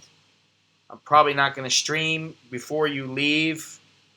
So if I don't talk to you, maybe we'll talk online, but I will talk to you later. I'm still working. The other day, you're funny. The other day we were talking about different places in Africa to go, and Gennaro was talking about that, and Beyond Trinity was here, and I do still want to do that, and I think that's something, that's whatever country it might be that I decide on, that's something that would excite me. There's not too many places that do. I mean, even Hong Kong, while it can be an exciting place and there's a lot to do and show and report and all these other kind of things and photograph. I've been there now 4 times. After a while, it's just not quite as thrilling, and it's not always for me, though. It's supposed to be for you guys, and I think that it's important that it shows through in the way I am. And I do think that some place like Angola or Uganda or wherever in Africa, I think that would be epic. And one thing I need to figure out is photography, how problematic that is. in whatever place I go, because certain places, they don't want you photographing anything. And, you know, you'll take a beating if you got a camera out. So that's one thing. Obviously filming, but the other thing is the internet quality. And there's only a few places there that have really great internet. And I don't know how great it is because I haven't done enough research yet. But anyway, I am thinking about this. So I appreciate everybody watching. I know everybody's got to go. We got to start today, start tonight. Thank you to all those who viewed. There were no contributions today. Thank you very much. But I'm sure there are people who contribute in other ways. Thank you to those who contributed in the chat. I really appreciate it. I'm going to decide. Maybe I'll make a decision by Wednesday on exactly when I'll do my little escape from the internet. I'll figure that out. There should be a video going up tomorrow morning. Videos go up every Saturday and Monday morning. Streams are usually Sunday, Wednesday, and Friday, or whenever I feel like it. Please, excuse me, if you haven't subscribed yet already, you're funny, Carl. I have 2 press passes now. I'm working on the 3rd one. I don't know how useful that would be even over there. It doesn't really matter sometimes because you're going to pay one place and they're going to go, oh, yeah, you paid over there, but you must pay here. No. This is for the whole region. No. It's not for this city. How much is it? $100. You know, that's the kind of thing that you're going to get, especially in the Congo. That's what you're going to get. Let me see here. Yeah, so if you haven't subscribed already, please subscribe. Hit the like button. Hit the bell so that you get notified. Share this stream if you would like to do so. Leave a comment below and check out the description for all the further details. You can become a Patreon patron. Send a little something by PayPal. You can order something through my Amazon shop or just through Amazon. If you go down to the description there, with Amazon, there's no additional cost to you. You just buy your product, whatever it might be. I got T-shirts, and I am going to try, one thing I've been trying to do, and I'm going to try to get it done this week, is add some more shirts to the little shop that shows down in some people's, below the video window. I believe it's only in North America, so I'm going to do that. And what else? That's it. Check out those details. Thanks for watching. Until next time, appreciate everybody coming in. I'll see you again soon. Until next time, Choke D, Jerk and My, that's good luck, and until next time.